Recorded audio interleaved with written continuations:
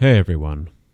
Welcome to Talking Perspectives, episode number 32.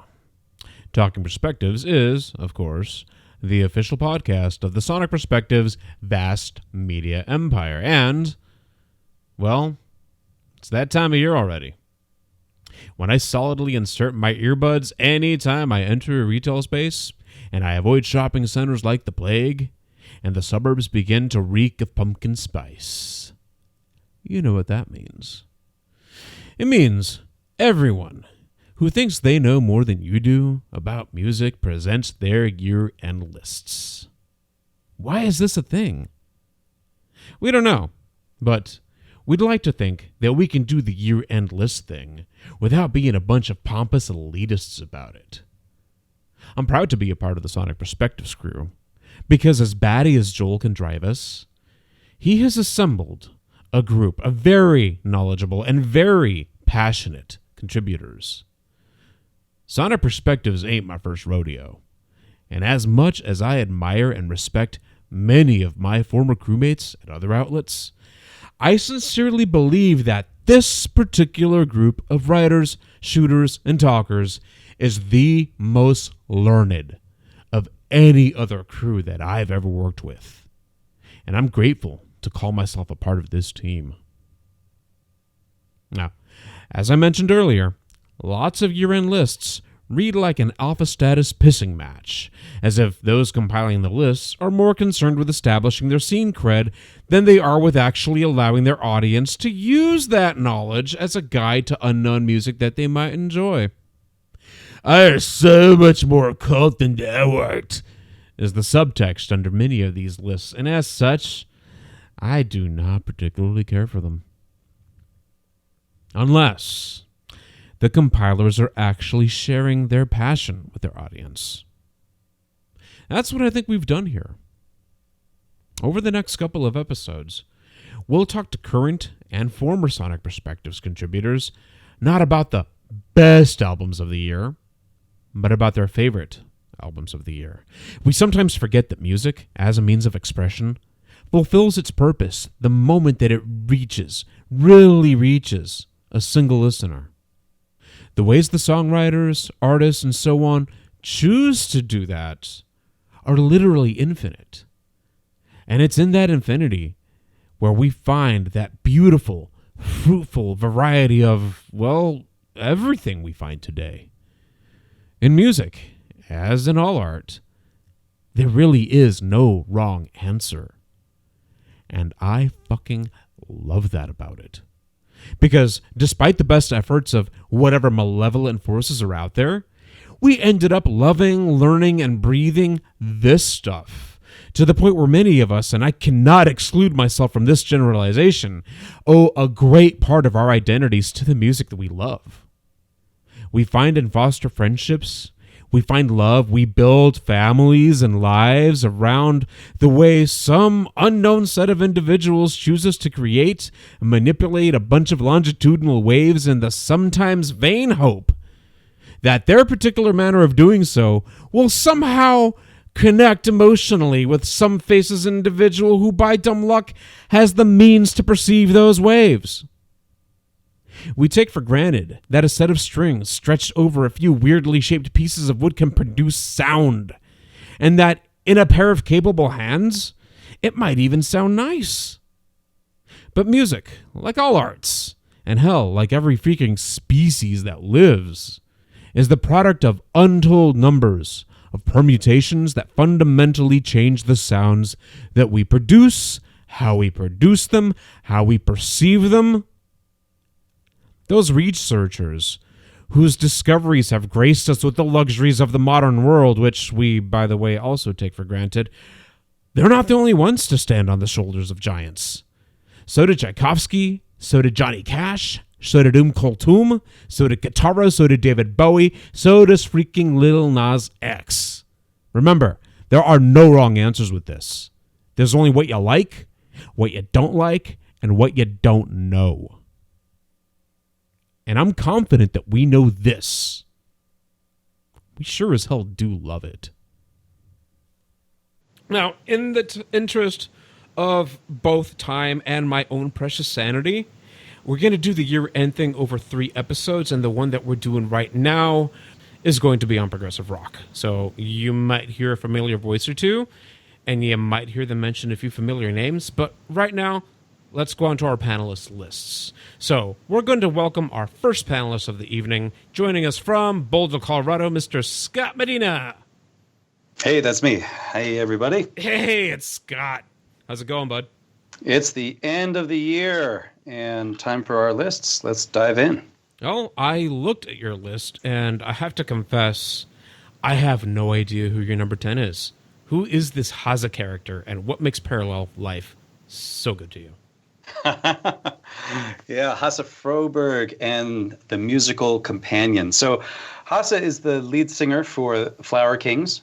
I think that's how most people will have heard him before. When Roy and the Stolt isn't singing, at least, that's when Hasse is singing. And a number of years ago, he decided to embark on his own group, which he called Musical Companion. So it's kind of Hasse Froberg's Musical Companion. And they've just released Parallel Life, which I believe is their 4th album along the way now. And it's a fantastic album. I think Flower Kings fans certainly will appreciate it, but it's a little less, flowery, shall we say. Hasse likes kind of hard driving rock as well. So there's tons of prog in it, very symphonic in nature. But he also has toned down a little bit, I think a little more straightforward than the Flower Kings are often. And he's got a killer band with him. So their debut album that came out quite a while back now is fabulous. It's top tier prog. And then this new one, Parallel Life, pretty much on par with it. Definitely recommend it to anyone who's into the Flower Kings. And even if you're not, this might, if you like some more hard rock with your prog, go check it out. And now I realize how stupid I sounded when I said that I had no idea who Hasse Froberg is, but like I'll be the first to admit that I only have a passing familiarity with most prog rock. Like, I appreciate it, I enjoy it, I just don't know it very well. It's outside of my wheelhouse, which is why I'm letting you guys do most of the talking. I'm just moderating the discussion tonight. I probably should, yeah. Yeah, and then here's the thing. Even for people who are into prog rock, something like this album by Hasse Froberg and Musical Companion, they'll be like, what is that? It'll go under a lot of people's radar, which is one of the reasons I wanted it on my list to try and get a little more attention for it. Well, cool. I'm very glad that you did that. Okay, so we're going to bring in another panelist right now, and he's going to discuss his number 9. And he's coming in from somewhere near Myrtle Beach, South Carolina. Our old friend, Austin Gokul, is on the line. What's up, Austin? The swampy, murky depths. It's like I should be listening to Down and Philip Anselmo, but instead we're going to talk prog rock. And don't forget about Swamp Lord. I mean, that's a little more Finnish than South Carolinian, but whatevs. We'll take it. Dude, greetings and salutations to one and all. I haven't talked to you guys in a while, and I've missed you all, and it's so great to be along for the ride for the end of 2019. My number 9 is kind of like Scott with Hasse Froberg. This is going to fly under people's radar, and it's very much a niche market for this, but it's a super cool album. It just came out like a week or two ago. People might know them from their appearance at Progstock this year, a duo by the name of Melanie Mao and Martin Schnella out of Germany. And this is their full band project called Flaming Row.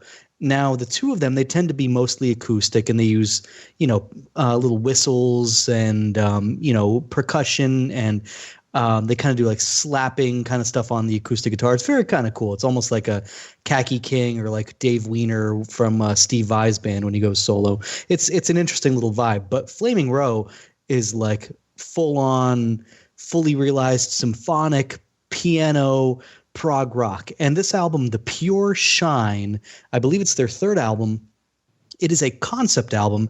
They call it a rock opera because it does have multiple singers, such as Glenn Morgan from Threshold, playing different parts. And it is a concept based on the 7-book-long The Dark Tower series, as in like Roland the Gunslinger from Stephen King, which is super cool because I've known of that series like my whole life. Like my older brother is a huge Stephen King fan. My dad was a Stephen King fan when I was growing up. So we always had copies of like The Stand just lying around the house. And, I read The Dark Tower in my teens and 20s, and it's just a completely whacked out story, but it's a really great epic, genre defining adventure, genre breaking as well. And kind of so is this album, The Pure Shine. It's about Roland of Gilead. It's about his protege, Jake. It's about the Man in Black. It's about the Dark Tower itself, the titular tower. And you have guest musicians like Dave Meros from Spocks Beard and Pattern Seeking Animals, Jimmy Keegan, like I said, Glenn Morgan, and it is just an epic adventure, and it is not to be missed. If you haven't heard about it, go check out Flaming Row on Bandcamp. So a prog rock band writing a concept rock opera thing about a massive piece of literature. This has never been done before. This is like no, never. But not about a Stephen King book. I mean, that's kind of the cool twist. It's like you'd expect it for Lord of the Rings or Game of Thrones or something. But I mean, The Dark Tower. If you've never read the books, check it out. Yeah, songs have been written that have been based on Stephen King. Like, they escape my memory right now for whatever reason, but you're right. I don't think that full albums have been written about anything by Stephen King. I wonder if he's getting any kickback out of that. Yeah, even Anthrax had some nods to him at some point, I'm pretty sure. Actually, they did a song about Roland the Gunslinger on their last album, I just remembered, but I digress. Cool. All right, so we're going to go ahead and move on to y'all's number 8 bands. Now, Scott, I thought at first that this band that you're going to bring up right now it had to be an offshoot of a certain Canadian rock band from the 90s. What you got, and why is it not what I think it is? Okay, the T Club. They have a new album out called If/When. They are based in the Philly area, New Jersey, that kind of area, and they've had several albums out previously. This is where I came in, though, on this new album. I hadn't really heard of them much, heard the name a little bit here and there, and was just delighted to be introduced to the band through this album. It is somewhat of a departure from their early albums, so I apologies to their long-term fans, but where I came in on is perfect for me because it blends a little more folk, acoustic guitar sounds and a little more pop sounds than they've had in the past. And when I say pop, I'm talking, mixed with prog. So it's kind of like that XTC kind of approach, Jellyfish, those sort of bands, which I just adore. And so this really blew me away. Lots of good short songs, which is something that I love to hear in prog. They do have a long epic on it as well called Creature that is, pretty innovative, goes a lot of different directions. Production on the album isn't fantastic. That's about the only weak point that I have to say about it, but very excited about this band. They just finished a tour with Thank You Scientist and Bent Knee, and they're going to be featured at Rossfest in Sarasota next May. So I'm really excited to see a full show by them. Now, for the record, If/When was also Austin's number 10 album of the year. And Austin, if you want to say a couple words about this album, now would be a good time to do it. Yeah, sure. I appreciate that. Actually, on the tails of what Scott's talking about, he and I actually both saw one of the main core members of the T Club at last year's Prague Stock, Daniel McGowan, of the McGowan brothers in the band, his brother Patrick. He was playing with Tom Brislin in Gold Rotation along with our dear friend Randy McStein, and that's how I first heard of the. Yeah, and he stole the show just as much as Tom or Randy. That is Daniel McGowan, and that's what got me to check out the T Club. And it is a fantastic album. And I've talked to Daniel about it because I had the same question about the production as Scott did. He told me they're just really, really into dynamics. So like the first song, I listened to it when I was at work. I could hardly even hear it, and then the next song comes in and just kind of kicks you in the butt. And it was unlistenable in a quiet setting. And then I realized that they just want to go for full peaks and valleys and, a loudness war sort of thing. So it is definitely an album to just kind of sit on the couch and crank and let it wash over you. But it's a fantastic album, and I enjoyed it too, Scott. So I'm glad you did. Now, Austin, you are nice and weird. And Thank you. included a lot of names in your list that no one else bothered to include. And Yes. I looked at your number 8 album, and like I'm probably going to sound like ignorant and stupid like I did a moment ago with Froberg, but who the hell's Evan Carson? It's all right. He's kind of a niche artist as well. I think that's my name of the game for 2019. His claim to fame. He's a percussionist. He plays the bowron drum very well. It's like a Celtic kind of drum. You'd know it if you heard it. And he plays in a lot of kind of UK folk bands and everything. He's kind of a percussionist, session musician. But his biggest claim to fame in our circle of the world is he plays with I Am the Morning, which is Gleb Koyedin, Mariana Semkina, and all of the various other musicians who play with them, such as Gavin Harrison, Charlie Kaywood, et cetera, et cetera. And Evan is their touring drummer. He plays live in the studio with them when they do their live studio work. And this is his first solo album, and it was written alongside of Gleb Koyedin from I Am the Morning. And it's a very cool album that I actually interviewed Evan about here at Sonic Perspectives about midway through the year, somewhere around May or June. And his grandfather is the titular Akapinski, after whom the album is named. His name was Jerzy Akapinski, and this is his story of his life in and around World War II, and how he basically was on a train to a concentration camp, no idea where, because it was derailed in a British air raid, and he just ran for it. He ran into the woods, never saw his parents again. A couple years later, and he was making his way to like France, I believe, got picked up by French freedom fighters and fought through the rest of the war with them, changed his name after the war because even after everything they did, Poles and Eastern Europeans were still kind of given a hard time after the war. And he actually changed his name to George Carson.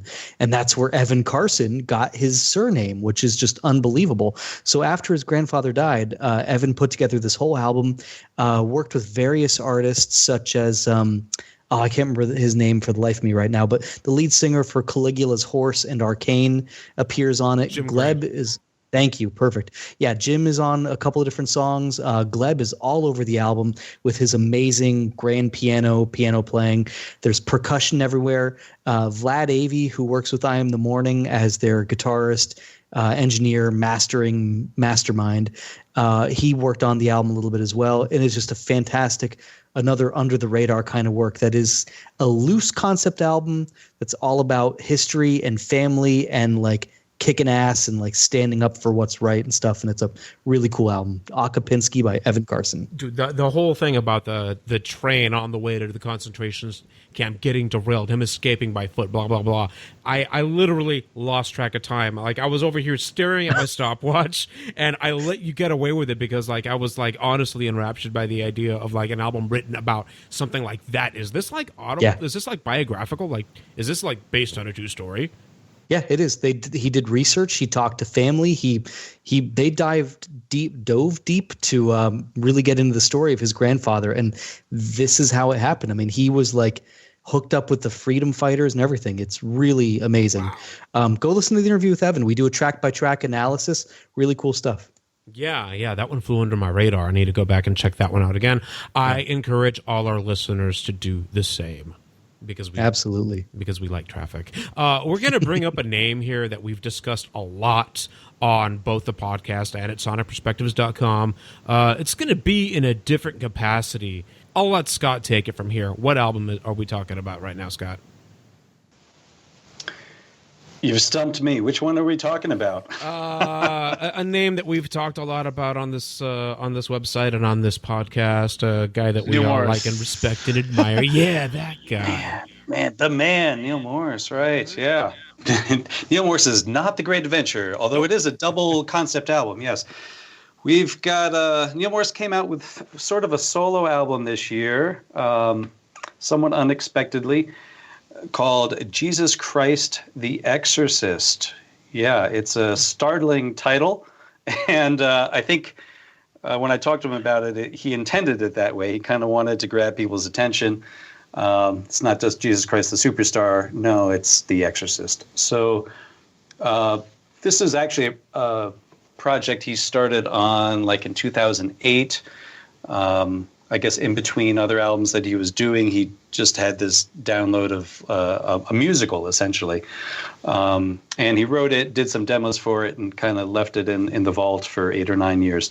And for various reasons, it came alive for him again a couple years ago, and he started planning on doing this for a show for his own festival in Nashville he does every year called Morse Fest. And so he actually did a full stage version of this double album, concept album, on stage before it was even fully recorded. Kind of like audacious, ambitious, prog-alicious kind of thing. So after he had completed that, he also then released a studio version of this performance that came out this past year in June.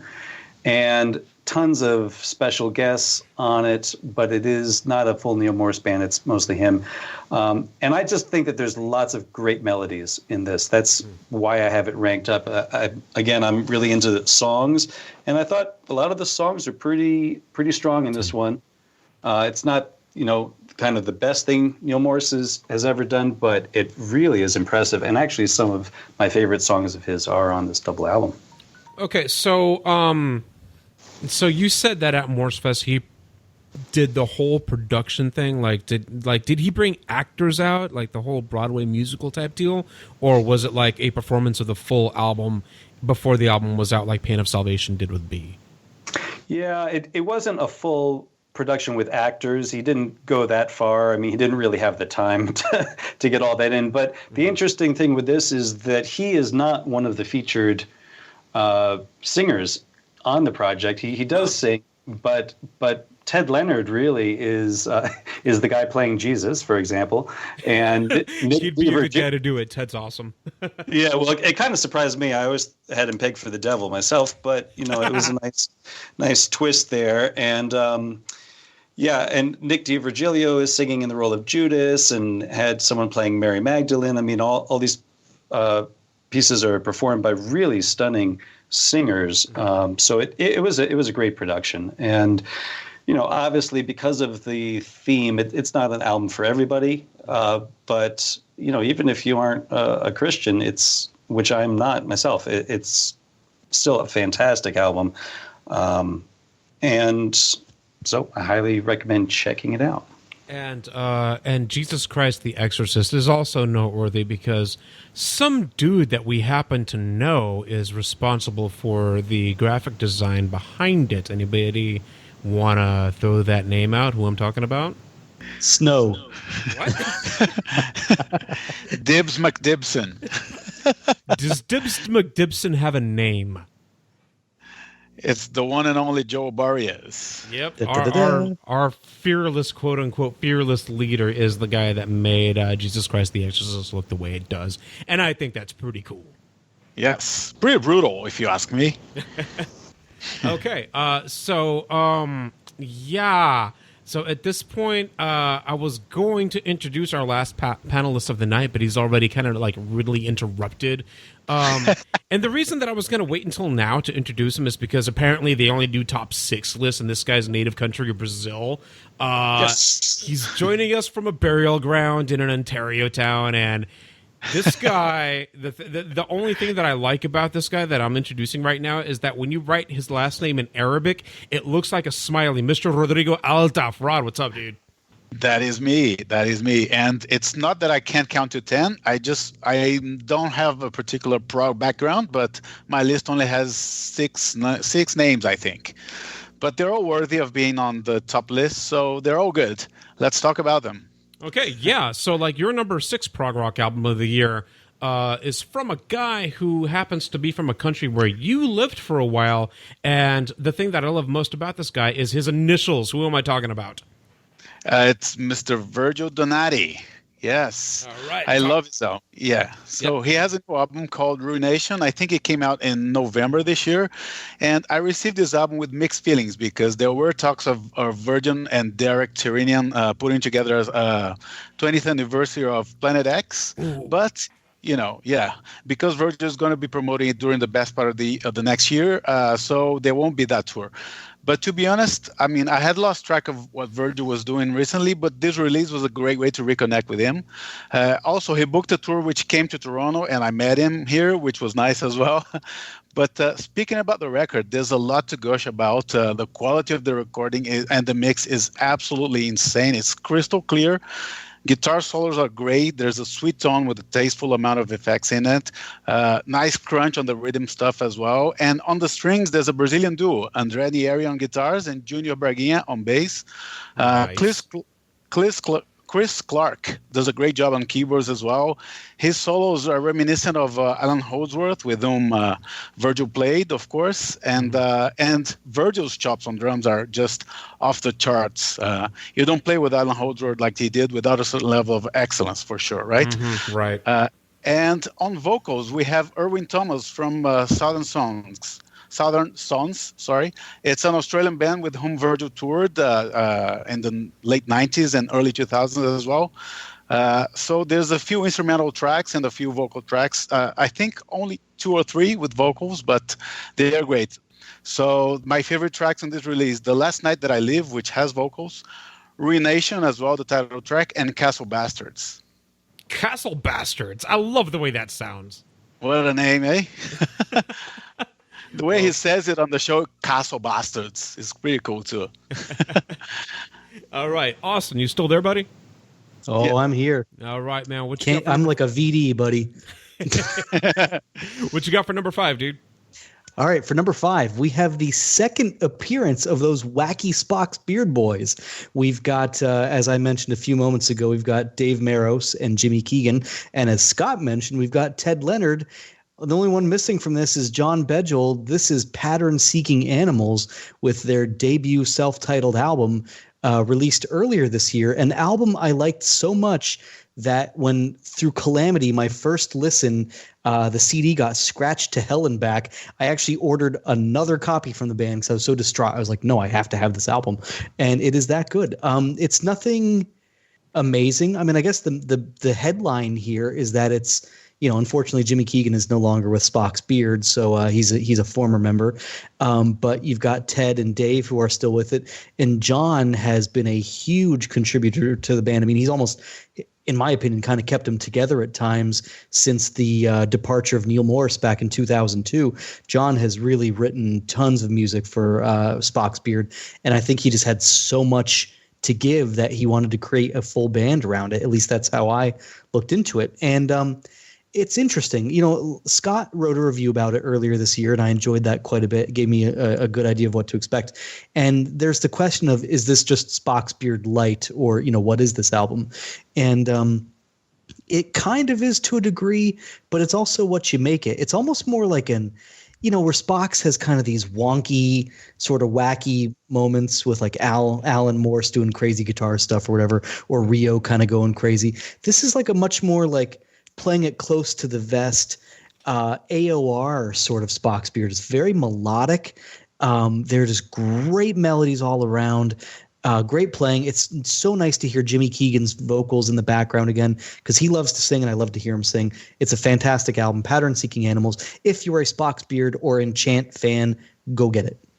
So it kind of sounds, I haven't heard the album, but it kind of sounds like it would have that distinctive Spocks Beard sound, but with all the crazy instrumental breaks and stuff. Is that accurate? Without the instrumental breaks, it's much more melodic, much more verse and chorus oriented, much more about the song than just kind of getting wacky. And it's a sublime listen. It's a grower for sure, but I just love it. I've listened to it probably 10 times this year at least. Cool. Yeah, because one thing that I've always really appreciated about Spocks Beard is the way they sound contemporary, but they also sound retro at the same time. Mm-hmm. And it's a sound that they've managed to pull off really, really well. I'm interested in hearing what it sounds like in a more like stripped down setting, man. I'm going to go check this out. Thank you. Yeah, perfect. Yep. Cool. All right. So for your number 4s, you guys all listed stuff that nobody else listed anywhere for your number 4s. And so that means that all you guys are going to have to talk this round. So no escaping this one, guys. Scott, let's start with you. Your number 4 is from a guy that has a pretty distinctive voice. Sure does, yeah. So John Anderson came out with a new album this year. Kind of like I was talking about Neal Morris taking forever to get his album out. It's the same thing with John Anderson in a slightly different way. It's called A Thousand Hands. He's started working on it back in like 89 or 1990, something like that, and it's been put in his garage for a few decades, and he's got a lot of good help on this. I chalk up the strength of this album a lot to the producer, Michael Franklin. His brother Tim Franklin plays bass and other instruments as well, and they really brought in an all-star cast. I mean, actually, a lot of the recording was already done 30 years ago, but they still had a good amount of work to finish this up. And I think with Michael Franklin as the producer, he was the man to really be able to not only get it across the finish line, which is not an easy thing for any John Anderson project to happen, but he also did it, I think, with real taste and style. So it doesn't kind of fall into some of the more sappy categories that sometimes can happen with John, and keeps the songs really fresh, very modern sounding, and at times very impressive with all of the guest collaborators on it. And so this is just a breath of fresh air, I think, for John, that not every Yes fan is going to love this album, but certainly any John Anderson fan from his solo career will love this one, and there's a good amount of material for it for Yes fans as well. So I'm really excited for John right now. They're going to come out with a second edition of this, hopefully next year, who knows, but that's the plan. And with Michael Franklin still heading it, I think it stands a good chance of actually completing. And I'm just really excited for this. And for John's career now, seeing the tour of this album was one of the best tours I've ever experienced in my life. So I'm really happy for John that he's got a good thing going, doesn't need to get back with the other guest guys as far as I'm concerned. Okay, so you mentioned a moment ago that that the material on this album sounds fresh, but you also said that a lot of this stuff has been sitting around for the better part of 30 years. How are both of those things true? Well, it's cool that I think the singles that they released off the album were actually the newer songs that he wrote in the last year or two, and they have this really positive, sometimes almost reggae kind of beat to them. So it's really uplifting music, kind of, what John is known for. And then some of the deeper tracks on the album are the longer ones that were recorded 30 years ago and have just stellar guests on them, whether it's Sean LaPonte or I can't even remember all of them now. It's been a while since I've listened, but it really top-notch players. So it's kind of a best of both worlds, I'd say. Okay, Rodrigo, it's your turn to talk.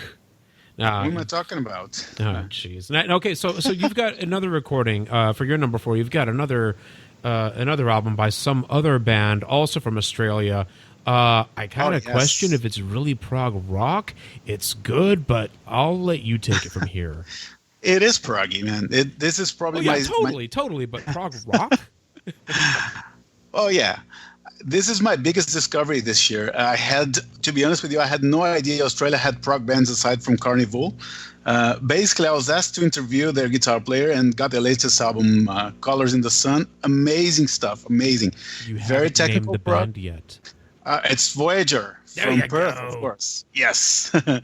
So the album is called Colors in the Sun, and it's amazing. It's very technical prog, odd-time signatures here and there, but also an unmistakable pop vibe, which it's unique for prog.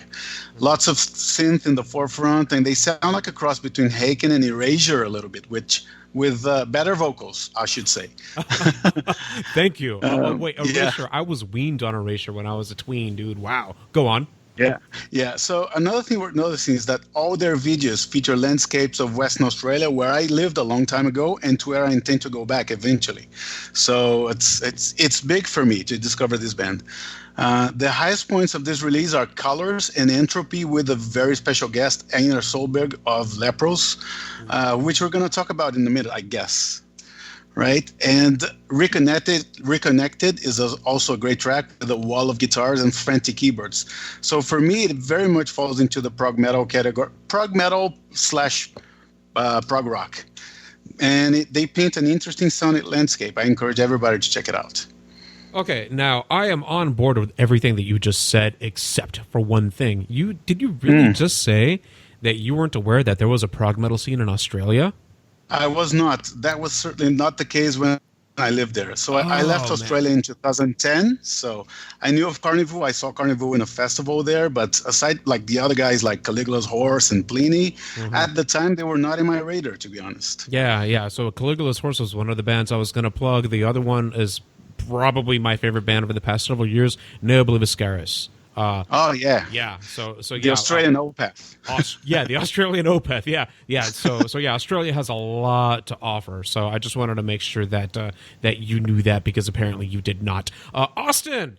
Yo. Let me unmute myself. So you mentioned a band a moment ago that you and I think your brother John have both written glowingly about, but you didn't actually discuss an album that they'd put out.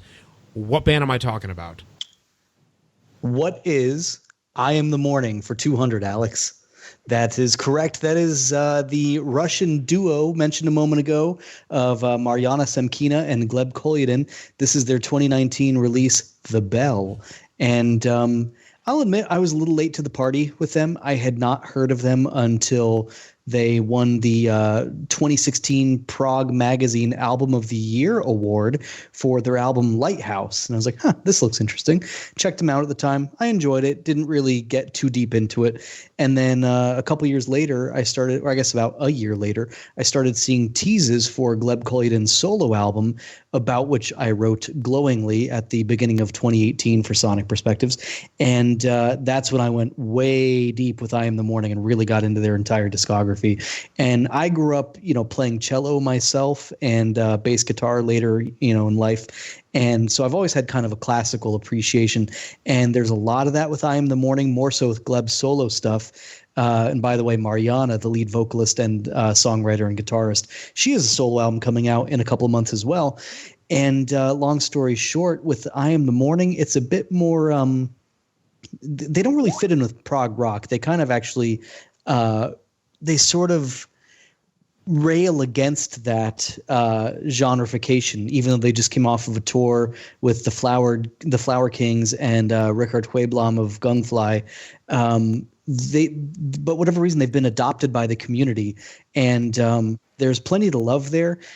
Just the duo themselves are fantastic. They've had Gavin Harrison on drums in their past few albums. He is not here on this album, but Evan Carson, who I mentioned a few items back, he is here. And the album is, Mariana says it's just kind of about like dead Victorian era girls, and it's a bunch of song cycles, and it's a very introspective, deep, dark work, and I recommend it highly. I think I give it my highest rating for an album ever at the site. Nice. Okay. Yeah, you've definitely got my attention there.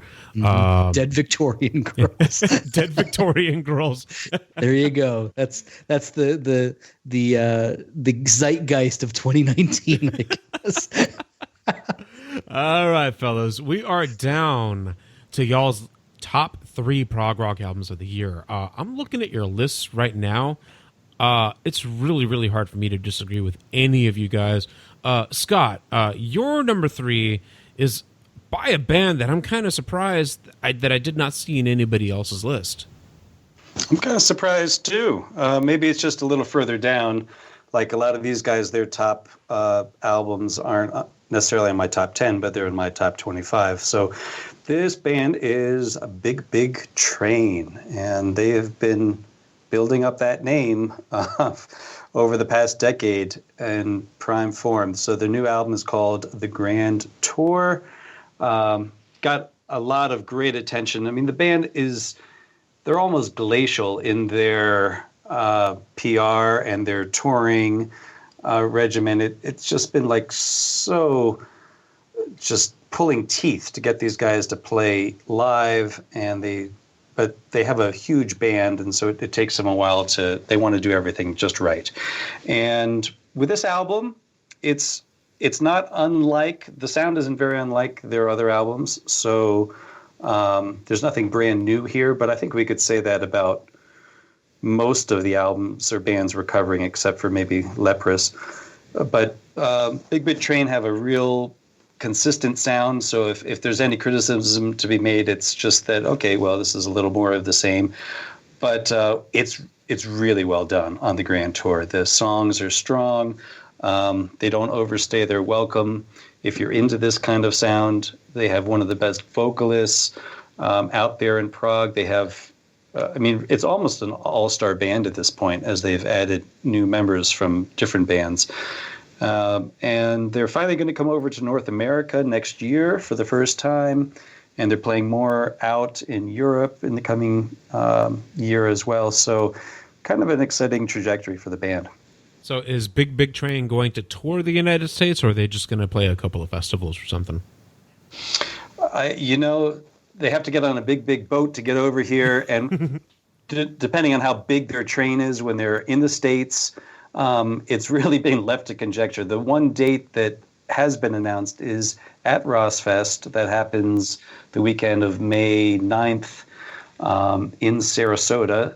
Rossfest moves down to Florida a couple years ago, so they're in Sarasota now. So, and that festival has been trying to get this band for like pretty much a decade to play there. So it's been a long time coming. There have been rumors that there'll be other dates added on while they're over here in America, probably in Canada, but I'm surprised those haven't been released yet. So we'll see. Are you going to make the trek to Florida? I am planning on Rossfest. That pretty much won me over, and I think it will for a lot of people too. And plus, I'll just mention Rossfest has a great lineup this year on top of Big Train. So highly recommend checking that festival out if at all you can. Yo, Austin, your number 3 features not one, but 2 friends of the podcast. Who am I talking about? It also features not one, but 2 albums, technically. I snuck a second one in there. Let's see. I think it has a few friends of the podcast. Actually, oh my God, like several. We've got, we'll start from the back of the stage up. We've got Marco Miniman. We've got Fernando Perdomo. We've got Randy McStein. There's one of them.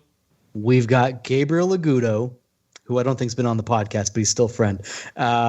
Dave Kersner, the mastermind of it all. Number 2. We've got Letitia Wolf. We've got maybe the McBroom sisters are here somewhere. They usually are.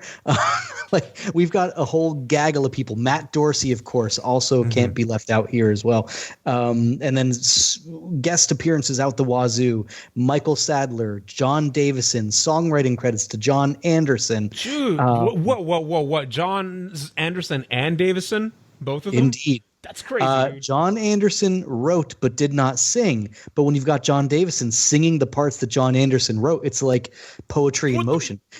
So, without any further ado, this is In Continuum, a band which is in continuum of Sound of Contact, who many people adored and were devastated by when they finally called it quits after breaking up a couple different times, featuring Kelly Nordstrom and, of course, Simon Collins in the band as well. This basically takes all of Dave Kersner's material that he had written for the sophomore Sound of Contact album and developed a complete 2-part, 2-disc, like over 2 hour long concept piece about love with an alien, basically, called Acceleration Theory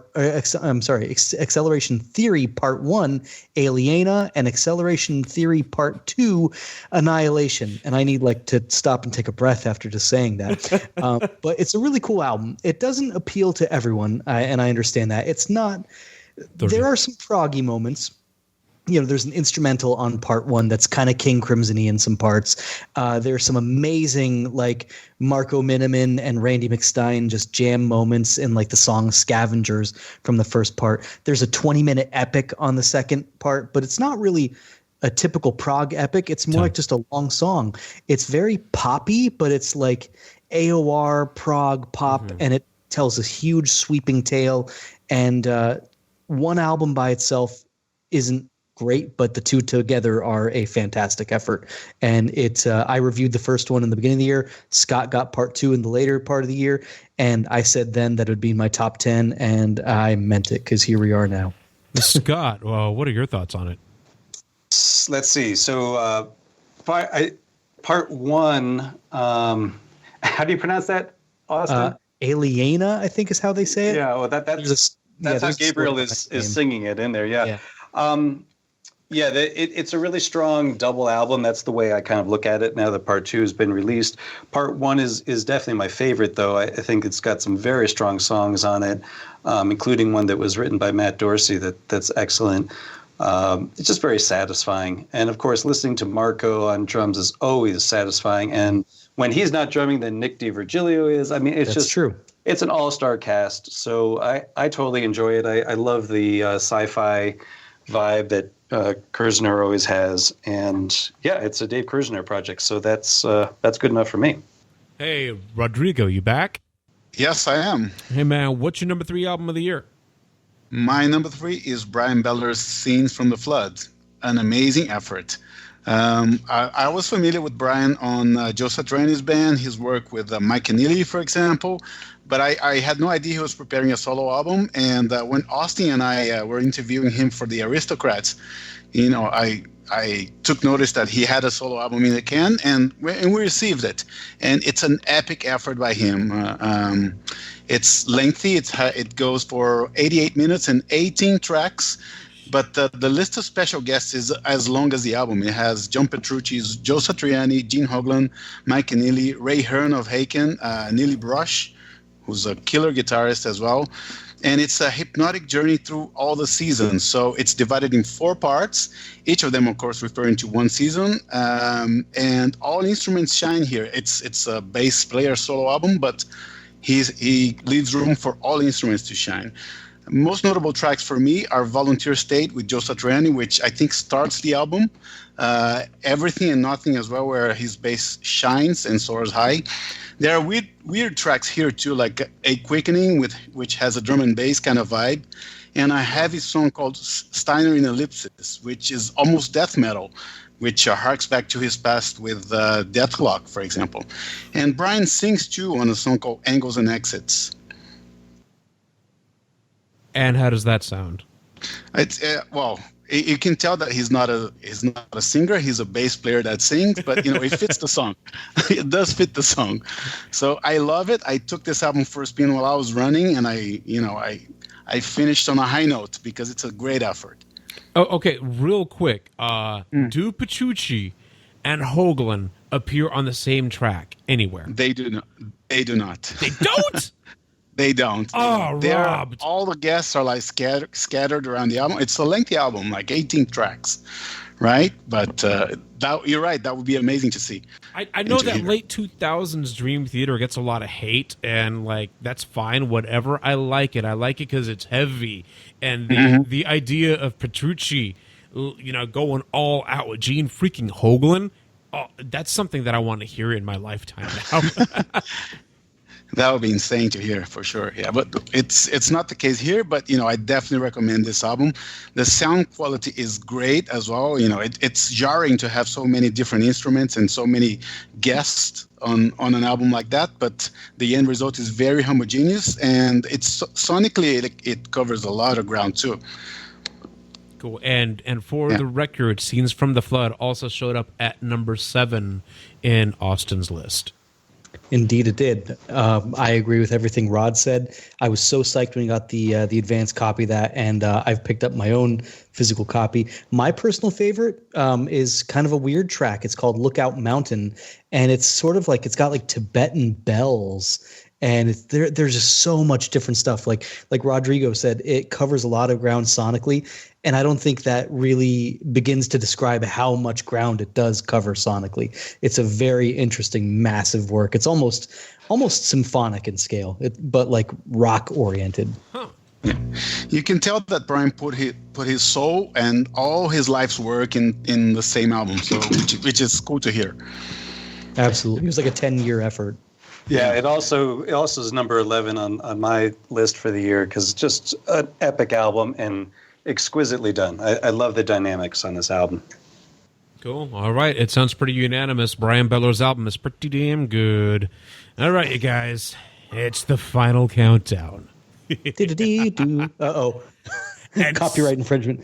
And speaking of Swedish metal, Scott, you have never struck me as a death metal guy. Definitely not. All right, man. What are we talking about now? Yeah, it cracks me up because even Joel Barrios was like, "Man, I didn't really peg you for being an Opeth fan, but blame it on Steven Wilson because he brought me over to the dark side when he started producing Opeth and then toured with them once. I got to see that and got brought into this band. So."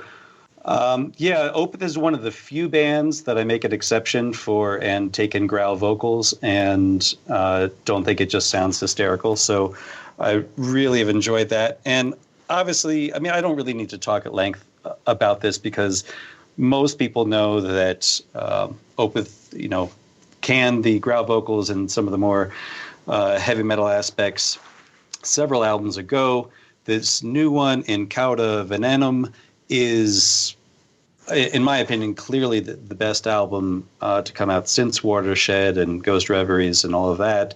Not that the others weren't good as well, but this one kind of brings us back to some of that darker, more sinister vibe of the band. And I don't know if that's because of the songwriting or the production or the arrangement choices or all of the above. There still is no growl vocals going on, but it is darker. And you can either pick this album up in the Swedish tongue or in with English vocals. They have both of them available, although it's preferred by the band to be listened to in Swedish. And I believe they're touring the songs singing in Swedish as well, which is pretty damn cool. So this is, I'd say it's old school Opeth in their more modern guise. And I did not expect to like this album nearly as much because after the last one, Sorceress, I thought, it's okay, but now they're sort of a Jethro Tull band, and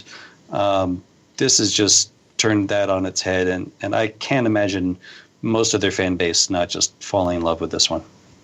Yeah, I'm on board with you about Sorceress. I really, really enjoyed Pale Communion. I thought it was definitely the better of any of Opeth's post-death albums. Right. Sorceress, I don't know, they just kind of lost me with it. It just kind of seemed meandering and, a little psychedelic for my taste. But yeah, you're right. I think that the new one is definitely a lot more structured, and I mean that in the best possible sense. But I'm also glad that you brought up Ghost Reveries because I've long said that is my favorite metal album of all time.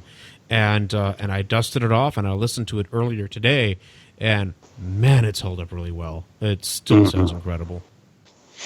Yeah, and even though I always say I'm not a metal guy, that's one I love that album too. So I'm right there with you.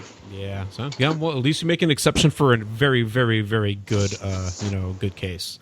Hey, right. Gonzo. Yo, can I ask Scott a question about In Cauda Venenum? No, but go ahead. I'm going to anyway. Do you prefer the Swedish or the English version?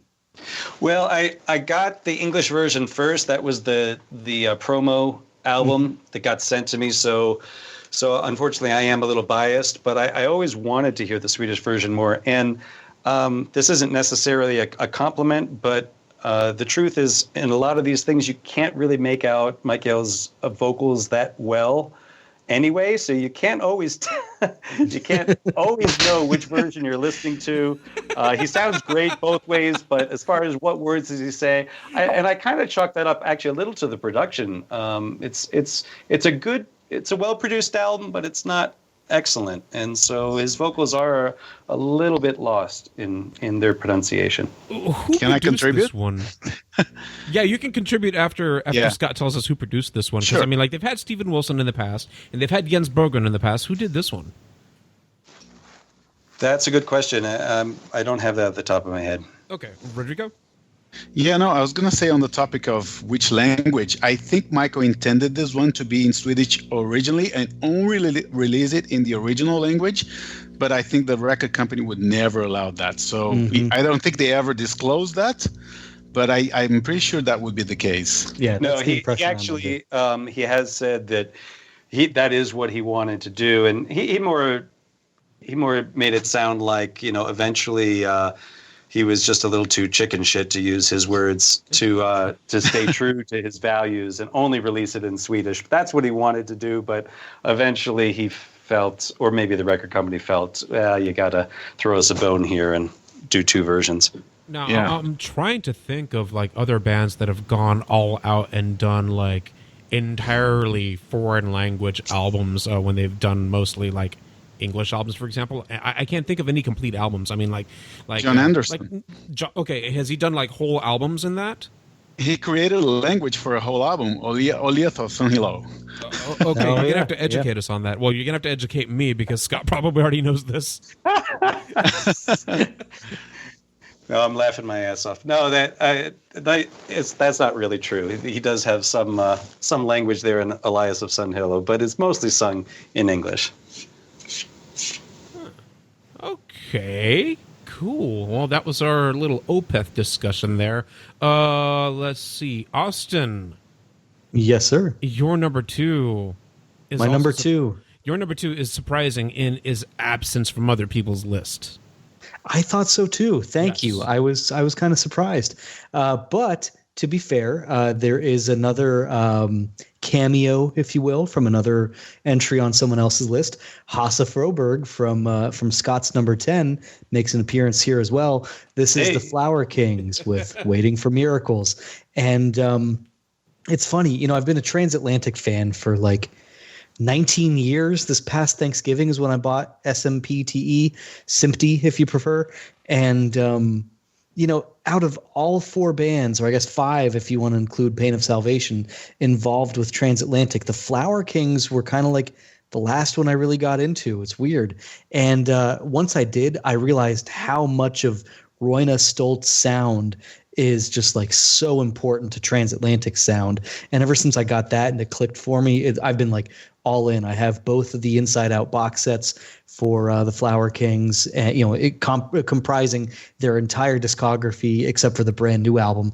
And to be honest, I like the new one so much, it might be tied for my favorite alongside of like Unfold the Future, The Rainmaker, and whatever the hell their second album is called. I'm totally blanking on it at the moment. But it is a fantastic Flower Kings album, which is funny because after Roina Stoltz did a solo effort as Roina Stoltz the Flower King last year with Manifesto of an Alchemist, it was a pretty good album. It was all right. It felt like it was like a kind of a woodshedding bedroom effort kind of thing.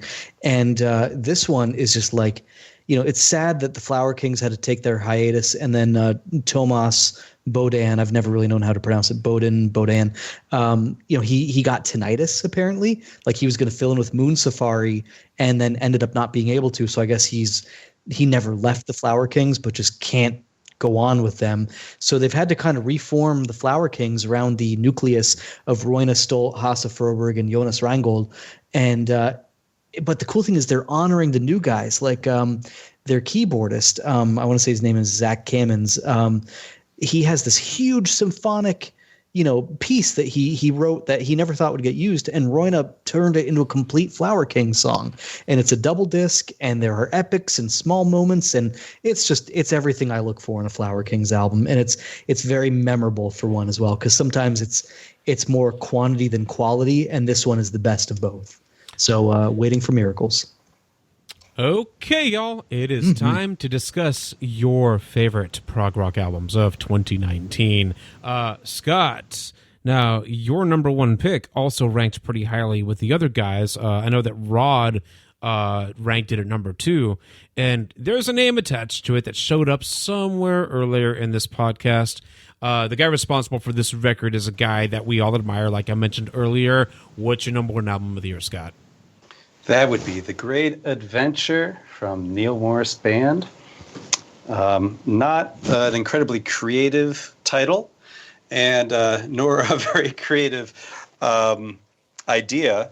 I don't think anyone in the band even, and not a whole bunch of their fans, were really looking for a sequel to their previous double concept album called Similitude.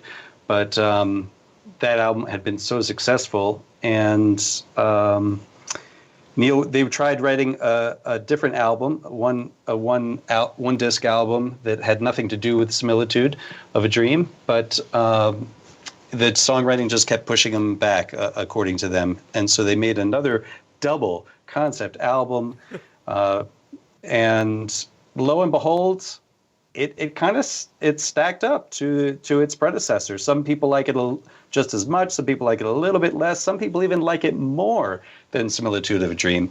But when I first listened to it, I was still resistant. Even in the first listening, I was like, "Oh man, they're doing this again." But after a couple listens, it really is the quality of the songs that won me over, because there's not long epics on this. These are shorter songs, even though it's total prog rock, and it's that they were really quality material and very diverse. Lots of different kinds. You had some just rocking tunes, almost a little bit of metal in them. You had very symphonic, flowery tunes. You had ballads.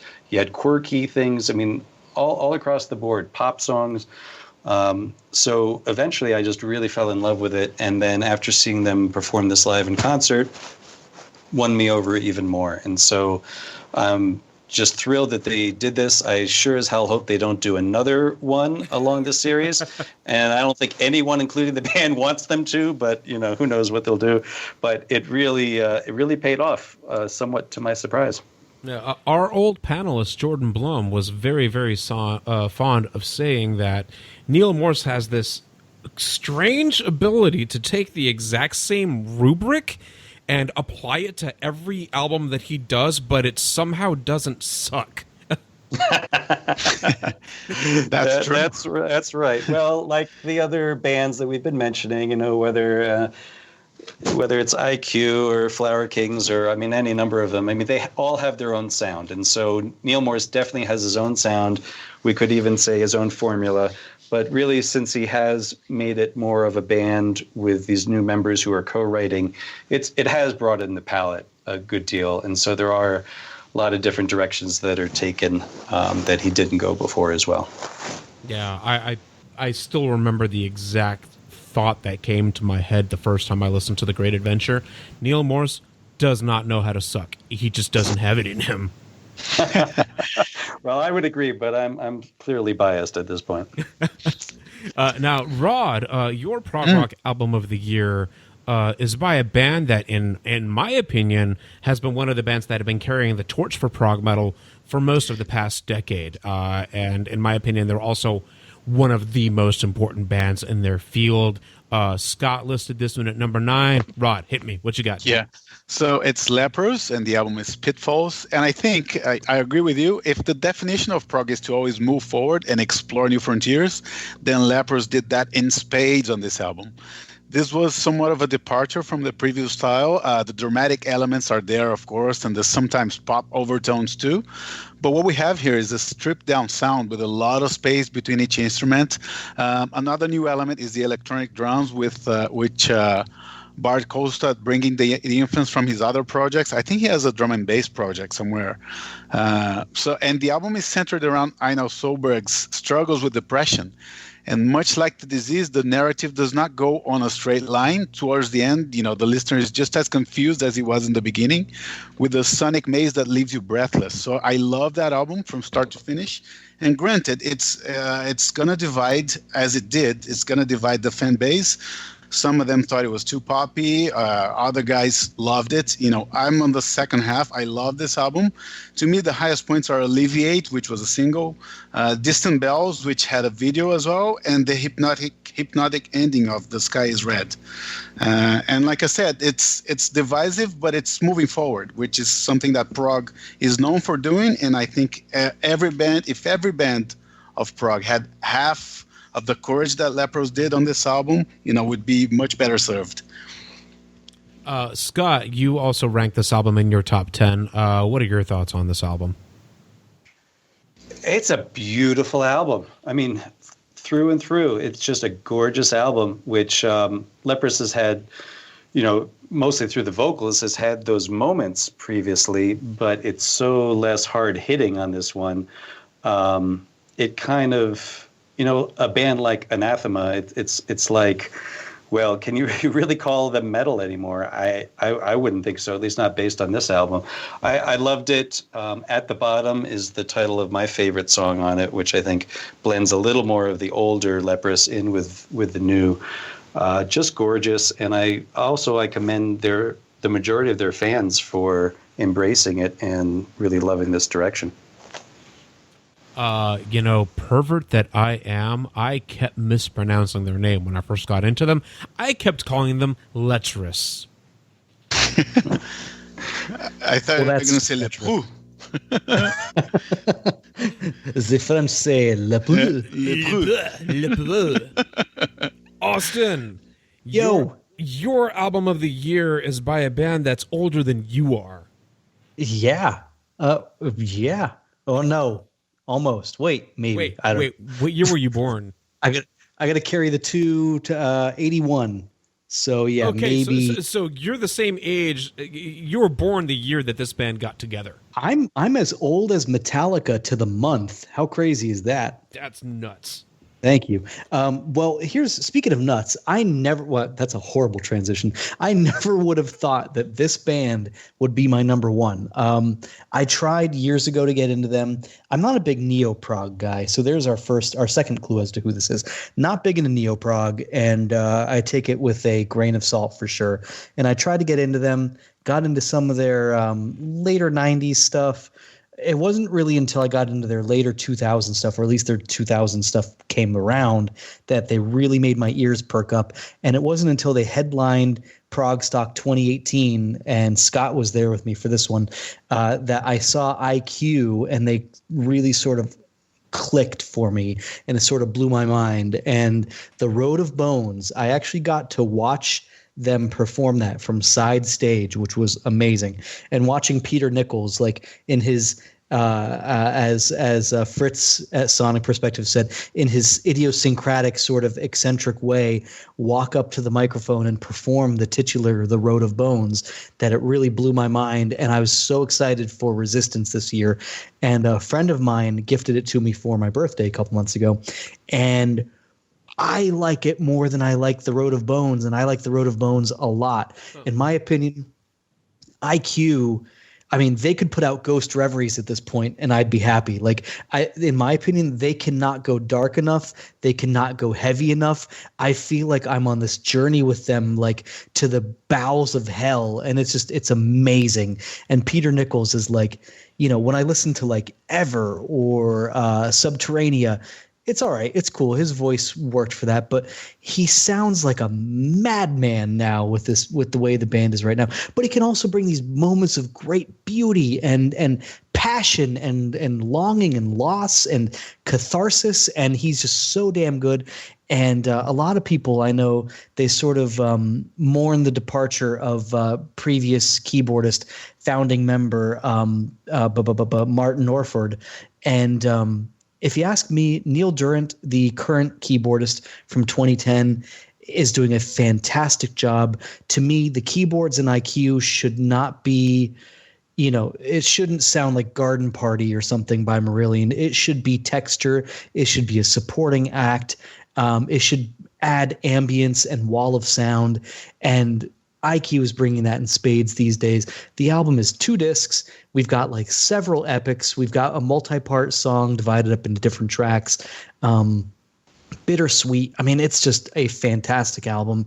And if you gave me like an entire afternoon to listen to basically do the 1, 2, 3 of like Frequency, The Road of Bones, and Resistance with IQ albums, I don't know what my mental state would be on the other side of it, but I would enjoy it a lot along the way.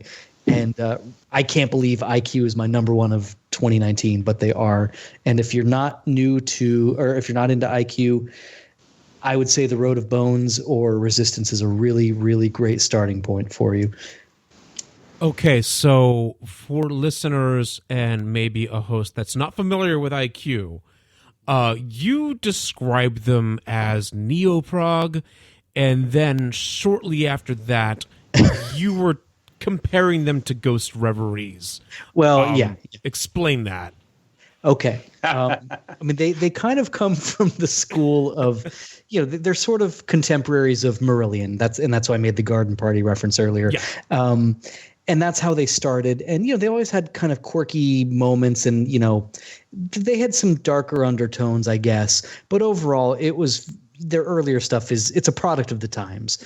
But since Frequency and maybe a little bit of like Dark Matter, their 2004 album, but definitely since Frequency in 2009, they have gotten like subsequently darker and darker with each album release. And I mean, The Road of Bones, as far as I know, it's about like a serial killer, and you could make the argument that, okay, well, Porcupine Tree has done that before, whatever, but it's just, it's a different thing with IQ. I don't know what happened for them where they started going so dark, but it is riveting and I love it. And like this album, right from the get-go, it's the heaviest I've ever heard IQ. It's the most aggressive. And I mean, you're right, Gonzo. I mean, I believe Peter Nichols, he was born like 20 something years before me, but he's like rocking out harder than I did when I was a teenager playing in bands and stuff. I mean, this band is heavy as hell right now for a prog band. And it's like, I think even Fritz in his review said that they could push the boundaries of prog rock into prog metal, and they're like 60 years old now, and it doesn't seem forced. It's not a midlife crisis, so to speak. So yeah, they've changed, but I think for the better, or at least more to my taste. Let's put it that way. You just brought up a fantastic visual. There used to be a venue in Dallas called the Bronco Bowl, and they closed like in 2002, 2003 or thereabouts. And their very last show was two separate tours that collided on the same night. So all four of those bands played. Those bands included Meshuggah, Strapping Young Lad, and Opeth. Oh my God! Oh yeah! Oh, and Lacuna Coil also. Wow! So this was a hell of a night, and every one of these bands that was playing was like at the top of my list at the time. I made the 5-hour drive up there, of course, and one of the most memorable things that I have ever seen at a concert happened while Opeth was playing. Now this was back. They were touring for Deliverance, which is probably their heaviest album, and there was standing next to me, and mind you, I was on the edge of the pit. There was this little old man who had to be at least 60 years old, and he was getting down harder than anybody else in that room, and that was just a beautiful thing to behold. I have a similar story about Black Sabbath with such a guy, but or no, I'm sorry, it's Pantera opening for Black Sabbath. No, but 1998. I remember that tour. Yeah, and they brought there's like some old like 60-year-old like teacher or retired teacher in the front row, and Phil Anselmo brought him up on stage, and they put Dimebag's guitar on him, and the guy just went and just kind of like slammed some horrible non-chord chords. And it was, and Vinnie Paul goes, and it was just amazing. So I know exactly the feeling you're talking about. I was in the nosebleeds and I was screaming my head off for the guy. Man. Well, there you have it. Those are our top 10 prog rock albums of 2019. So let's discuss some of our favorite concerts of this year. Scott's kind of in a hurry, so Scott's going to take off and go ahead and do this first. What's up, man? Hey, so the really cool thing about 2019 for me was I had two concerts that I would say are some of the top of my life, which is kind of surprising. Wasn't expecting that. I referred to the first one before with a John Anderson show. And, some of this is just, context. I was fortunate enough to be in the front row for it, front row center. I was actually sitting next to John Anderson's wife, Janie, who always sits in the front row, and my wife was on the other side of me. So it was a very good situation for me. and John Anderson is literally right in front of me, like it's one of those theaters where the stage is pretty much in your lap. And he was playing some really old songs, like from that Elias of Sunhillow album, as well as the new one. So, I mean, circumstances are part of this equation, but the band was so tight. The energy was just so positive and just so right on. The crowd was all really into it. So whether he was playing Yes material or his solo material or stuff from the new album, everyone was completely in it. And I have to say, honestly, Yes is probably my favorite band of all time. And having seen them dozens of times, I would say some of the songs like Starship Trooper, at the end of the last section of that song at the John Anderson show, was probably my favorite version ever of that song, which is almost sacrilegious to say. But I came away at the end of that just thinking, I have no need for John to get back together with Yes. In fact, I hope that he doesn't, and I hope he stays with this band because they really have something special going on. So that was an unexpected thrill. Very cool. Do you have time to talk about your second concert? Yeah, sure. Second one happened like a week later. I mean, it was just insane that I had so many great concert things happen. And this was at the festival, the weekend festival called Morse Fest, Neal Morse's annual festival. It was a two-nighter. The first night was Flying Colors, who we didn't talk about, but they were also in my top 10 albums, of course, with Steve Morse on guitar. So I was, again, favorable conditions. I was literally in the front row about 5 feet away from Steve Morse during the show. So, of course, I was in ecstasy. Great set from the Flying Colors band. But it actually was the next night with the Neal Morse band playing that album, The Great Adventure, that we talked about earlier, that just floored me. And for that one, I wasn't in the front row. I was a little further back. And I could not believe just how good the album was live and how much I was enjoying every song. And I had seen this tour, I think, twice previously on earlier legs of the tour, but this one really just brought it all together. And, of all those bands that Neal Morse is in and Mike Portnoy, whether it's Transatlantic, Flying Colors, I have to say, I think Neal Morse band itself is my favorite. There's just something magical about having Neal front and center of the band and his energy that just guides the whole thing. And he surrounds himself with such beautiful musicians who are just so impeccable that it's pretty much everything I could want in Prague in that moment. So that was it for me. 2 killer concerts back to back. That sounds like an awesome month, man. I'm glad that it worked out for you, and I do apologize for skipping Flying Colors. That was your number 5 record of the year. Yeah. Oh, well, no problem with that. It's a great album, too. And actually, after those 2 great concerts, the next week I was fortunate to see King Crimson also, who I hadn't seen in a couple decades. And, it's funny, this tour, most people are saying that that's like the highlight show of certainly their year, if not their life. The band is on fire. They're great. But this always happens to me. Whenever I see the Neal Morse band, if I go see another concert too quickly after it, it takes the wind out of my sails. And I'm just so blown away from the Neal Morse band that no matter how good another band is, and I've seen Yes afterwards, I've seen Steven Wilson right afterwards, and now I've seen King Crimson right afterwards. And it was a great show, but I just didn't have the same reaction that a lot of fans have, which is just interesting to note. And I guess just proves that I'm a freaking Neal Morse fanboy at this point, I guess. Well, there are certainly worse artists that you could be a fan of. Scott Medina, I know that you got to go. Thank you so much for giving us your time. You've been very generous, and it's been a blast talking with you, man. Thank you so much. Thanks, guys. Thanks for listening. Have a good night. Austin, you just got back. What were your 2 favorite concerts of the year? Okay. I would say, I was spoiled for choice this year. My number 2 was Dream Theater because last time I saw them was on The Astonishing on the last night of that tour in Durham, North Carolina. Mm-hmm. And, I know The Astonishing kind of has, it's hit or miss with a lot of people. But, and I enjoyed it, but it was just kind of an awkward concert. Like people didn't know when to clap and things like that. Mm-hmm. And it really wasn't, until the encore that it felt like a Dream Theater show. And sure, they played Pull Me Under, which I had seen before.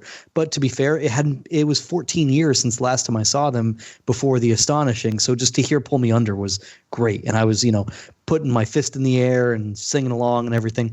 So to see them on this tour where they're supporting, the newest album, which is, a lot of people are hailing as sort of a return to form for them after The Astonishing and everything. And then it was also the 20th anniversary celebration of Scenes from a Memory, which, as we mentioned earlier in the podcast, because I'm a bit of a youngin', 38 years young now, do the math. 20 years ago when Scenes from a Memory came out, it actually came out the day before my 18th birthday. And when they toured, I was living in Pittsburgh at the time. It was a 21 and over show, and I couldn't go. Yeah, my older brother and his friend went, and like I had other friends who went because their dad went with them and stuff. I couldn't get there, and it killed me. And I was hugely into the album at that point too, so it wasn't even like I didn't know. I knew I was missing the greatest thing ever. So to see it from the second row, and props to my brother because he gifted me a second row ticket for my birthday this year. That's and awesome. He and I went together, down in Charleston, South Carolina. And we were right in front of Petrucci. Like you could reach out and touch him. And in fact, when they came around at the end of the show, I did and shook hands with Jordan and fist bumped Mike Mangini and everything. So to see the Dance of Eternity from 2 feet away from the stage was unbelievable. Isn't it? Yeah, I mean, it's literally bucket list stuff. So that was my number 2, only because, I hate to say it, and I take Mike Portnoy with a bit of a grain of salt. He's a great guy, and I love him. I feel like we'd be really, really good friends, which is why I take him with a grain of salt, because he reminds me a bit of my own, over enthusiastic attitude sometimes. I miss him being with Dream Theater just because he kept it fun and interesting. Yes. And without him behind the kit, Mangini. I mean, bless his heart, I love Mike Mangini, but he's kind of a hired gun. And that leaves it sort of an impersonal show with not a lot of, chatting or fun or, James Labrie, bless his heart too. He kind of gets up there and talks for a little bit here and there, but it's not the same old Dream Theater. So because of that, it's my number 2. My number 1, I just saw this a month ago, like this week, in Charlotte, North Carolina. I made the trek about 4 hours from my home up there to see our good friend of the podcast here, Randy McStein, opening for the Pineapple Thief. And that's another band who I've known about forever, but just have never really gotten into. To be fair to them, and this is an insult before a compliment, I always thought they were too close to Porcupine Tree, like a lot of people have said. Yeah. And but eventually I was listening to them. I think it was around Magnolia, and I realized, what? Porcupine Tree doesn't freaking exist anymore. So what the heck? Somebody might as well fill the void of that and do it well. So I kind of like realigned my thinking to go along with their music as sort of a paradigm shift. And since I had that aha moment, I've really enjoyed them more. And it wasn't until I saw them, I got to watch that from side stage, just because of how the venue was set up, and seeing them just kill it. And with Gavin Harrison, I had a direct eye line to him at the corner of the stage. It was just a fantastic show. And for sort of a post-prog, post-rock, ambient sort of, dour kind of band, they really got the crowd just like going. And it was just like a big rock show feel at times, but then also really intimate and just, personal at other times. And, I got teary-eyed a little bit. And Randy, who's a good friend of mine, just absolutely killed it for a 30-minute solo acoustic set. It is like as far from coffee house singer-songwriter as you could get for one guy with an acoustic guitar. So he was the primary reason I went up there. I drove 8 hours round trip to see a 30-minute show, and he killed it. The Pineapple Thief killed it, and I'm now more of a fan of the Pineapple Thief than I've ever been. And a lot of people went and saw them on this tour. If you happen to be listening right now and you saw them, you know what I'm talking about. If you missed them, next time they come to the States, because this was their first full North American tour ever, you got to go see them. It's totally worth it. And it'll be like a $20 show. So absolutely worth it. Okay, so quick question about Randy. Yeah. Did he do this one show, or did he open the whole tour? He opened the whole tour. And he and awesome. I talked about that. Yeah. With his band, Randy's kind of solo project band, Lo-Fi Resistance, which has now sort of been merged into his own name. Gavin Harrison played on his album, I believe it was Chalk Lines, And, he's had a few guests here and there. That's how we got to know Dave Kersner, Doug Pinnick from King's X. He's kind of rubbed elbows with some people. And Gavin Harrison, as far as I can tell, kind of like signed off on Randy McStein being on this tour just from their past dealings with each other. And, I think Gavin Harrison is a pretty private person. He's a little cantankerous as well, which I respect because I too am a little cantankerous. And for him to basically like sign off on Randy McStein saying, this guy's good, we should get him. I think that speaks volumes, especially for just a solo one-man band kind of thing. And it was awesome. I put up a video online. I'll see if I can get it to Joel if we ever want to post it anywhere or anything. But yeah, fantastic show. That's amazing. Yeah. And I have to, this is worth repeating. I'm really, really thrilled for Randy's success. He's doing really great things. Yeah. People are hearing him. People are noticing him. And I couldn't be happier for him. This has been a banner year. Absolutely. Yeah, totally. Rod, it's your turn. Your 2 favorite concerts of the year. Man, I had 2 very unique choices, and funny enough, those 2 shows happened at the same place. It's a place I go to a lot. It's 25 minutes from my house. It's called Lee's Palace, and fun fact, this is one of the most Instagrammable places in Toronto. So that's a thing now, I guess. What, does it like have a view? What do you mean? It has like a mural. It's a collage in the mural, which is, kind of distinctive and unique. So Google it up. It's Lee's Palace. It's on Bloor Street, which is very close to my place. So my choices were the Temperance Movement is my number 1, my favorite concert of the year, and the Aristocrats. And I'll talk about the Temperance Movement. It's Scotland's best kept secret. They're a rocking band. They're sort of a mix between the Rolling Stones and the Faces. Amazing energy live. And they had tour last year, opening for Purple and Priest. I don't know if you saw that tour, but it was they opened for Purple and Judas Priest. That's incredible. Year. Yes, and they had a standalone date here in Toronto in a much smaller venue. So this time they came to Lee's Palace, which fits, I think, 550 people, which for them, for a band of their stature to like fill out that place was insane. And it was a great atmosphere. They played songs from their 3 albums so far. They're not shy on interacting with the crowd after the show as well. And funny enough, the opening band was, what was it called? Tyler Bryant and the Shakedown, and you could see the singer of the Temperance Movement dancing in the crowd just before that show, which is unheard of. Nice, right? Yeah, and I hope they come back more often, but I want them to stay this size precisely. Please don't grow, because it's great to be able to interact with the band, and I don't want them to grow. I want them to be my pet band. That's incredibly selfish of you, Rod. I know, man. I know, but still. Fun fact: their bass player has played with Jamiroquai, so he has some sort of fame. That's cool. Yeah. So a bit of an odd choice for me, I would say. But anyway, that was my favorite moment. Not really, because like if memory serves, and mind you, my memory is like kind of deteriorating in my advancing age. Didn't you include the Temperance Movement in your year-end list last year? I did. I love this band, man. It's inexplicable. They're so genuine. So I love them. Yeah. And my second choice is the Aristocrats. And I think Austin can talk a little bit about them as well. Have you seen them live, Austin? I never have. I had to miss them this year. Again, they were like 4 hours away, and I couldn't make it for it. So for whatever it's worth, they literally played in my neighborhood, and I couldn't go that night because I had a gig. Yeah. And by the way, I do love their albums, and Austin and I had a blast interviewing Marco and Brian. But much like many other bands, it's in the live setting that they thrive. They have like a great sense of humor, and the banter between songs is great. They take time doing their individual solos as well, telling stories of how each song came together, which is awesome. I think it's great that they explain where the ideas came from and so on. And, they're funny, but not like stupid funny. They're more like nerdy, Dungeons and Dragons kind of funny. And one fun fact about that show, which is probably why it's so high on my list, is that Marco was selling an album on vinyl only, which is a song that he recorded with Alex Lifeson of Rush.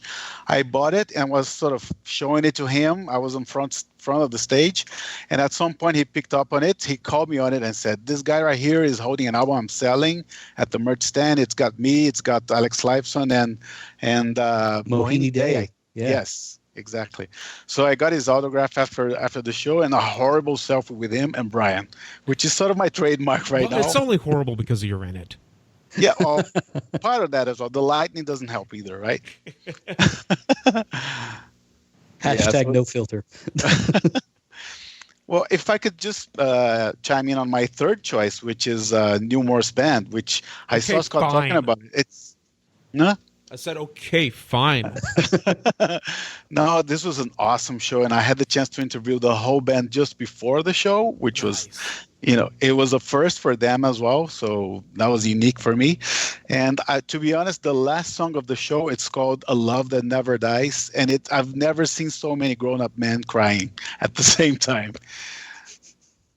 I've never heard so many grown men screaming as that time that I saw Depeche Mode and what's his name, David Gay, and started wiggling his ass on stage, and I went deaf about 2 seconds later. Jesus Christ. Okay, Back guys. To the New Morse Band. But anyway, go ahead. Okay, so those are your concerts for the year. I've got a surprise question for you. Okay, one album, regardless of genre or year of release, I don't care what it is, when it came out. What is the one album that got more spins from you than any other this year, Austin? Oh my God. That is a, I feel like I know. Oh my God. I'm thinking about like my Spotify year-end thing that popped up. Oh, I got it. And actually, perfect transition. This was one of my top 5 concerts that I listed that we didn't go into. Okay. I can't believe I'm going to say this, but the album Judas by Fozzy with Chris Jericho, that is like, I've listened to that thing like ridiculously this year. It's so catchy. It's so well constructed. It's just like stupid fun, like straight up like hard rock metal. Like track 2 is called Drinking with Jesus, and it's not like and they're not talking about like the sacrament, like they mean it's just fun. No, and I think what they meant to say was chupando con Jesús, right? Chuy, tráeme otra cheve, güey. Oh man, check back when we start speaking German. I'll be able to keep up then. But I saw Fozzy. I actually went to Greenville, South Carolina, back in May to see Nita Strauss of Alice Cooper's band opening for Fozzy on her first ever solo tour. And I'm, nerd alert. Speaking of D&D humor, I'm kind of into wrestling. Like I got into it recently for the first time in like 25 years. And Chris Jericho is a wrestling legend. Right. And he's now in this outfit called AEW, All Elite Wrestling, and he's kind of like their biggest attraction. So I knew that going in. I was right up against the fence, and I will give Chris Jericho a ton of credit. He is a natural born entertainer and performer. I mean, he was as good on stage from 5 feet away as he is in any wrestling, ring that I've seen on any pay-per-view or anything. And as a result, I bought a signed copy of Fozzy's newest album at that point. And I've listened to it out the wazoo this year, and it's been a lot of fun. So unexpected answer, but I'm totally cool with it. Okay, Rod, your turn. What's the one album that you've listened to more than any other this year? Well, my answer is purely based on guess. I don't have evidence of that. I don't have Spotify. I'm an old guy, I guess. But my answer would be, I think Dream Theater's Distance Over Time. Really? I still have a... Yes, okay. Absolutely. I still have a soft spot for Dream Theater. I mean, I've moved on to other bands, but I still listen to them a lot. They're great for a run. And this album is great for a run as well. I liked it. I mean, it's not... It's on my top choices for prog metal, but I kind of wish they would have gone in a different direction this time. But anyway, this is a solid album by them, and I listen to them a lot, and particularly in preparation for their concert here, which was great as well. I saw them in early April. I think it was the early stages of the current tour. So so that would be Dream Theater. Okay. So we haven't talked about Dream Theater tonight, which is a little strange because we've been talking about progressive music the entire time. I mean, they were my number 2 concert pick.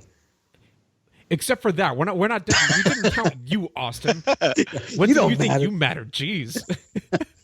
but like seriously though, like Dream Theater hasn't really come up tonight, apart from just a moment ago when Austin mentioned them. So, like, just out of curiosity, Rod, where do you think Distance Over Time lies in the arc that is the Dream Theater story?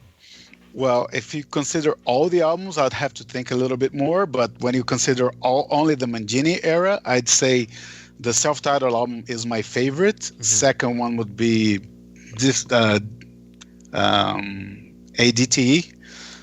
Different Turn of Events. What's it called? Dramatic Turn. Dramatic Turn of Events. Yeah. And the third one would be this one, Distance Over Time. Mm-hmm. It's actually my favorite Mangini album. Is it? Believe it or not, well, yeah. Drumming sound-wise, I have to agree. It's the best it's sounded since he joined the band. Yep. Right. Yeah. But anyway, I kind of feel like sometimes it's too familiar. I mean, I think the fans wanted a familiar sounding album after The Astonishing, like you said. But some of it is too formulaic for Dream Theater, I want to say. But at the same time, on certain songs, they just hit right on that spot. The Pale Blue Dot is a great song. I love that track. If I had a chance to pick my favorite song of the year, that would be my top tier for sure. Absolutely. Right. That's why I listened to them a lot this year. Yeah, like I wasn't really quite sure what to expect with Distance Over Time because like I didn't care much for The Astonishing, but I applauded their bravery because they took a really big risk on that album. And they did. And like it might have cost them their record contract because like that was their last major label release. They're on Inside Out now after being like Roadrunner for like 12 like years, 15 years, Atlantic for like 20 before that, and now they're on Inside Out, and that's great for Inside Out, and it's great for Dream Theater. I'm just kind of wondering if that happened because of The Astonishing, and like every album, that any band puts out is going to be a reaction to the previous one. So, like, it makes total sense that they kind of went towards safer territory for Distance Over Time. Part of me wonders if it was too safe. It's not a bad album by any stretch, and I really, really like and appreciate it, but I think I've listened to it less than any other Dream Theater album except for the first one. Well, I still find elements in it that I can, relate to and enjoy it. But I agree with you. And let's not forget one thing. They did a tour in between The Astonishing and Distance Over Time. It was supposed to be a run of 2 or 3 shows, and that was extended. It was the 25th year anniversary of Images and Words. Yeah, so that was kind of shoehorned in. And I got the feeling that they wanted to sort of recover the losses from The Astonishing attendance and profits. I had that feel. I don't know. Have you attended these shows? I mean, the production was just they didn't have a screen in the back. It was just a red background. Yeah. There is only one reason that I did not attend the 25 years of Images and Words, and that is because that show was in Austin, and on that same night, some other progressive metal band played in Austin, and I went to go see that band. And that band was Neal Viscaris. And with all due respect to Dream Theater and and the contributions that they have made to the genre cannot be overstated. But with all due respect to Dream Theater, I think I made the right choice that night. Oh yeah, you'll get many more chances to see them than Neal Viscaris for sure. Yeah, I agree. Cool. Yeah. All right. Well, that went about a half hour longer than I expected. And honestly, I think that we could keep going for another hour and a half, but we won't. We're going to wrap it for tonight. Austin, Rodrigo, it's been great. Austin, it's been wonderful catching up with you, dude. Thank you. Welcome anytime you want to join us, man. You just let me know and we will squeeze you in. I appreciate that. It's been lovely to be back. I mean that. Thank you so much. And no bullshit, dude. We miss you. We do. Thank you. Thank you. Appreciate that. Yeah. All right. That's gonna be a wrap for episode number 32. So we will catch you very soon. Catch you.